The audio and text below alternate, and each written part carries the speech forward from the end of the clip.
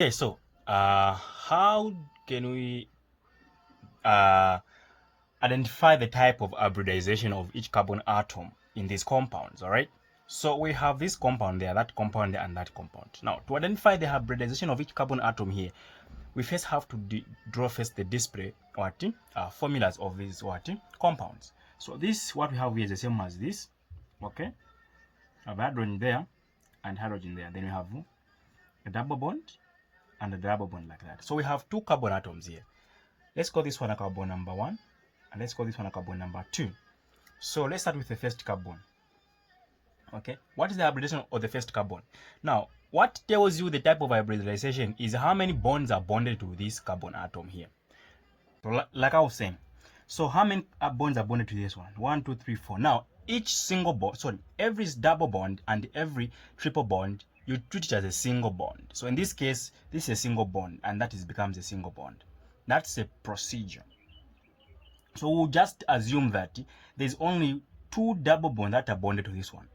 And when two double bonds are connected to each other, there is an s orbital and a p orbital. Those only two. So this one becomes an sp hybridization. Then carbon number 2. Carbon number 2, which one? This one here is bonded to how many? 1, 2. This is a double bond, but you treat it as a single bond. So 3 bonds. That means there is one s and 2 p orbitals. So this is an sp². Must be simple to identify, isn't it? Next one is this one here. This one, we have carbon 1, 2, 3 hydrogens. Okay. Bonded to this one here. Then there's a double bond there. Then we have this. The question is, let's call this one a carbon number 1, a carbon 2, a carbon 3.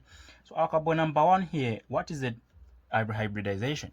How many bonds are here? 1, 2, 3, 4. So there's one s and 3 p orbitals.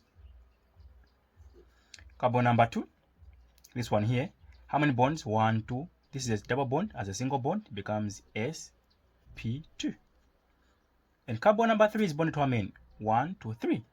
That is just still sp². Here we draw this one. Remember, there's methyl groups, 2 of them. So we have oxygen there, a double bond.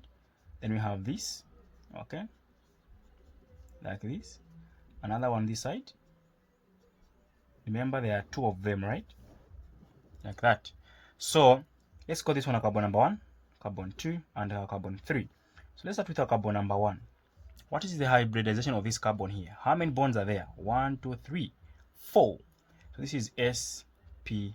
That means there's one s orbital and 3 p orbitals. And carbon number 2, this one here, how many bonds? 1, 2, 3. That is sp². Carbon number 3, this one here, how many bonds are there? 1, 2, 3, 4. And this is just our sp3. Must be something easy to identify. Well, that's all.